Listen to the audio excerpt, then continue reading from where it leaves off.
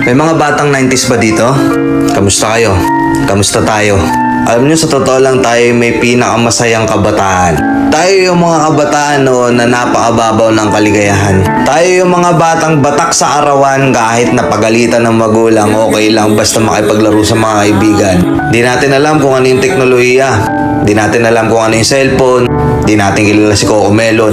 Kontento na tayo sa mga laruan natin at sa kung ano yung meron. Tayo yung mga batang halos makompleto natin lahat ng laruan sa Jollibee at McDo. Bumibili tayo ng tig-pipisong laruan baka sakaling may laruan dun sa loob. Naalala nyo? Noong mga panahon, naghahanap pa tayo ng gagamba kung saan-saan. Naghahanap tayo ng mga sanga ng puno para makipaglaro ng baril-barilan. Kukuha tayo ng gulong sa tabi-tabi tapos pagugulungin lang natin kung saan-saan.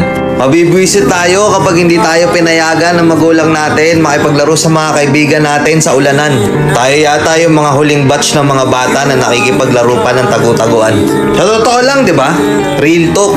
Tayo yung mga simpleng batch ng mga bata. Tayo yung mga batang napakasimple lang ng kaligayahan. Pero yung mga batang yun ngayon nagsilakihan na. Nandito na tayo sa tunay na hamon ng buhay. Iba yung struggles, no? Yung iba sa atin magte-30 na. Pero tinatanong pa rin natin sa sarili natin yung buhay, ano ba talaga? Para saan ba talaga? Yung struggle natin, ibang-iba.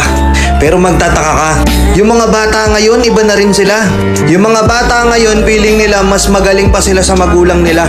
Yung mga bata ngayon, nagre-rebelde agad kapag hindi na pagbigyan yung mga simpleng gusto nila. Yung mga bata ngayon, feeling nila, bukin ang inang yan, sa magulang nila, mas tama pa sila. Sobrang pupuso. Nabuyo ng barkada, gusto mag-anak na agad ng maaga. Handang talikuran yung magulang nila para lang sa pag-ibig at barkada. Hindi lahat, oo, pero marami sila, di ba? Pero pag hindi na kaya, babalik sa bahay nila. Gagawa ng isang bagay na hindi tama, na hindi man lang iniisip kung anong mararamdaman ng magulang nila. Sabi nga nung iba iba na kasi panahon ngayon. Ibahin niyo yung panahon namin sa panahon nyo. Oo, yung panahon kasi namin, kami yung mga batang sa mga matatanda, marunong pang rumispeto. May mga nagmamano pa ba sa inyo? May gumagamit pa ba ng po at opo? Kami yung mga batang laki sa palo. Yung tipong paluluhod din ka sa munggo, may kandila pa sa ilalim, tapos may hawak ang libro. Tapos kayo ngayon, pinagalitan lang kayo, piling nyo, tinapakan na yung pagkatao nyo? Oo, kami yung laki sa palo. Pero kami din yung pinalaking disiplinado at may respeto. Kami yung mga batang marunong makontento. Hindi yung mga bata ngayon na hindi na pagbigyan sa gusto sa mga magulang nyo, sasama loob nyo. Sasama loob nyo kasi hindi kayo napagbigyan na mabilan ng mga bagay na ipangyayabang nyo sa kaibigan nyo para makipagsabayan kayo. Sa mga kaibigan nyo na balang araw iiwan din kayo.